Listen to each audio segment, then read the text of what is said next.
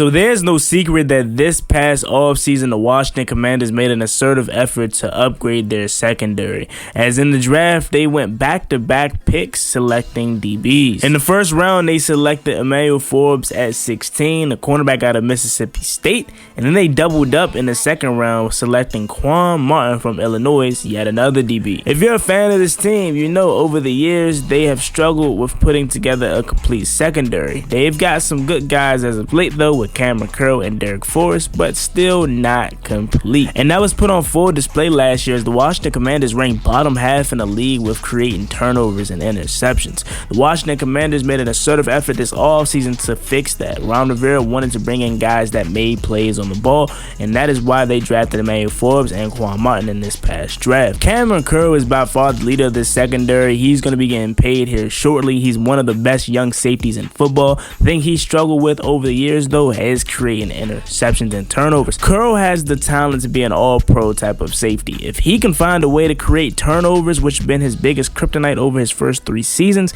he is going to get paid big time. The same could be said for Washington Commanders Canadian cornerback Benjamin St-Juste, who I think has the potential to be an all-pro shutdown corner. YouTube, what's going on? It's Juan Gotti here with another Washington Commanders video, and in today's video, I'm coming on here with a video. We're going to be talking about Benjamin St-Juste and the personal life and career of the Canadian-born cornerback. So without further ado, let's get straight into today's video. But before we do, make sure you guys go down below, leave a like on this video, subscribe if you're new, and turn on post notifications so you get notified when I upload a video about the NFL, or in this case our Washington Commanders. Let me know who y'all want to see me do a documentary style video on next. Let's get straight to it. Benjamin St-Juste was born September 8th, 1997 in Montreal, Canada, to a Haitian father and a French-Canadian mother. He grew up speaking French and Haitian Creole before learning English. He played ice hockey as a youth, with his interest in American football being taken later after his father Wilbur, who was a member of the 1989 Miami Hurricanes football team but broke his leg in preseason camp. So as you probably can imagine, being Canadian and trying to play American football was pretty tough for St-Juste growing up, because it's not a traditional route. You know, as being from the States, you just go to high school, and if you're really good, you can go to college. Nah, you can't just do that being from Canada. It's so much involved. So obviously the first thing you have to do is get a passport so you can be able to have access to crossing the border, and then once you get here, you got to find a school and somewhere to live. St-Juste had a lot of traveling. He went from Montreal to Michigan to Oregon to Minnesota. He was all over the place trying to find a home. St-Juste had a drive like no other. He wanted to be different. He wanted to play American football. He said this. He said, growing up in Canada, everyone wants to play hockey. Everybody wants to be in the NHL. I wanted to be that kid that was different. Be that kid that played football and made it to the NFL out of Canada. Like many other athletes in high school, they play multiple positions on the field. And that was the same thing for St-Juste. He said, when I first started playing, I wasn't a defensive back yet. I was an all-around athlete. I was a running back, wide receiver, safety, and corner. At running back, I really liked Ricky Williams as an older player for the Miami Dolphins. I liked his attitude, his personality, but also how good of a running back he was. St-Juste said when he became a real defensive back, that's when he took a liking to Richard Sherman, who was becoming a really good cornerback for the Seattle Seahawks. We were the same size, so I really liked the player that Richard Sherman was. I really liked Darrelle Reeves for the Jets. He has a great technique, had a great press man technique, man-to-man all over. Those two corners were really the first two that I really appreciated and studied their game. St-Juste had a really solid high school career, with his best season coming in his senior year. After a relatively quiet junior year, his 30 tackles, 9 forced fumbles, and 2 interceptions, and 18 pass breakups was a sort of production that would normally be seen in college programs floating across all prospects. St-Juste played in one of the toughest Canadian football leagues and thrived. However, he didn't have much college attention, and St-Juste badly wanted to play at the next level. He said this: the recruiting in Canada is pretty hard. They don't come to Montreal or Quebec just to recruit people for college, so you have to drive down or at your own cost fly to go to camps in the USA, because they don't come and recruit here. We don't have camps, we don't have a website to be ranked on and all that stuff. It's totally different in Canada than it is in the United States. The recruiters wouldn't come to Benjamin Benjamin St-Juste. So the kid from Canada had to go to them. Making a long journey south, he traveled over 3,000 miles to get to the Nikes, the opening event in Oregon. In addition to that, he attended college campuses trying to get his name known and working harder than your average high school player. And with all the hard work, St-Juste started to get looks. The University of Michigan had a camp back in 2005, and he showed out. He performed very well, which led to Michigan offering him a scholarship. And once he got that scholarship, people started to say, who is this kid from Canada? Is he any good? And other offers started to come through, and people started to pay attention. St-Juste would redshirt his first year to accumulate and get used to the college game. But during that time, he was feeling lonely. I mean, he's a kid from Canada. He's in Michigan all by himself, 18, 19 years old, feeling a little homesick. So he was a little bit down. So primed for a breakout year when finally getting on the field, he started with special teams. And as everybody know, your best way to making a roster is by playing special teams.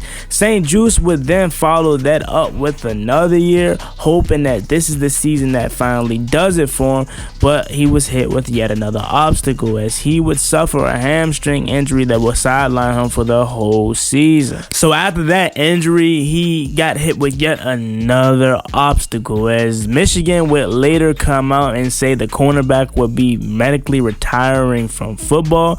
But St-Juste had other ideas, and at that point he was like, okay, either I stay here and can't play football, or I transfer and continue to try to live out my dream. Now, I don't want to be a person that speculates, but I wonder if just because St-Juste is Canadian, he wasn't highly rated coming out of high school, he really just came out of nowhere. Did Michigan do that because they felt like he was going to be a nobody and a guy that was just going to take up a roster spot? I'm not sure, but that is a little bit weird how you give up on a guy that was so young and really had an injury that wasn't that serious. However, St-Juste continued grinding because he wanted to play football. He wanted to go to the NFL. So after his hamstring injury fully healed, he transferred to Minnesota and became a Gopher, and that's where his career took off. St-Juste would prove to be what the Gophers were missing, a lengthy, tall cornerback that's always going to give wide receivers problems. No, he isn't a guy that's going to create turnovers and catch interceptions, but he's going to be a guy that you can lean on to be on an island with the team's best receiver. So after 2 good years there in Minnesota, he would then be invited to the Reese Senior Bowl in 2021, where he was able to show his skill set to NFL scouts. St-Juste would do enough to get drafted, and he got picked up in the 3rd round, which is relatively early, especially if you're listening to this whole video and heard how he got to that point. The Washington Commanders selected St-Juste, and it's been a match made in heaven for the two, as Washington has now put a lot on Benjamin St-Juste's plate, and this year is the year that I feel he's going to be primed for a breakout year, and so does Benjamin St-Juste himself, as he went out and said he's going to have an all-pro type of year. St-Juste has definitely had the potential to do that. The thing is with Juice is he needs to stay healthy, and he needs to create turnovers. Juice had 2 interceptions last year that was wrongfully called back, especially that one versus the Minnesota Vikings, who in that game he went toe-to-toe with Justin Jefferson, who many people would say is the best wide receiver in football. And that would continue throughout the whole season until St-Juste got hurt and he seen less and less of the field. St-Juste is going to be really good, mark my words. He's going into his 3rd year. Again, his biggest issue is he needs to stay healthy. I fully trust St-Juste to guard the team's best receiver, and he's going to be tasked with that this year.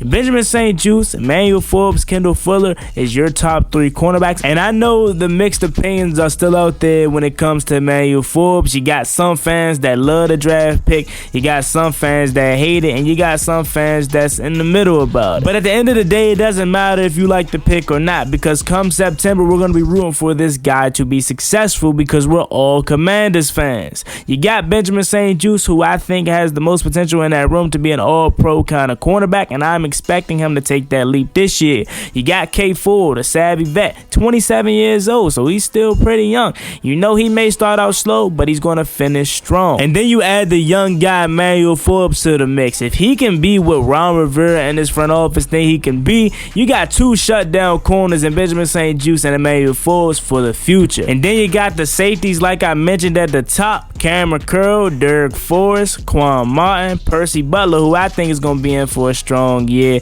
I'm really liking where this secondary could be headed, led by St-Juste and Cameron Curl. So there you have it. Let me know what you guys think about this video in the comment section down below. Let me know who y'all want to see me do a documentary on next. As always, being boy Juan Gotti. Like, comment, subscribe. Hail to the Washington Commanders. We're on the road to 6,000 subscribers, so please hit that subscribe button again if you haven't already. Thank you so much. See you guys next time. I'm out. Peace. We the kings of the East, I hope you're hearing what I'm saying. The DMV behind you, Commanders. Now it's time to step in the field and take command. 1932, we was established. We been running the NFC East every year after like. We got the best fans in the league. You cut through our skin, it's burning and go where we bleed. Cause hail to the Commanders, we the best in the league. We fight for DC and the whole DMV. We got a new name but still got the same rings though. We got a new name but still on the same mission though. And that's the way it's about. We fall back to the city.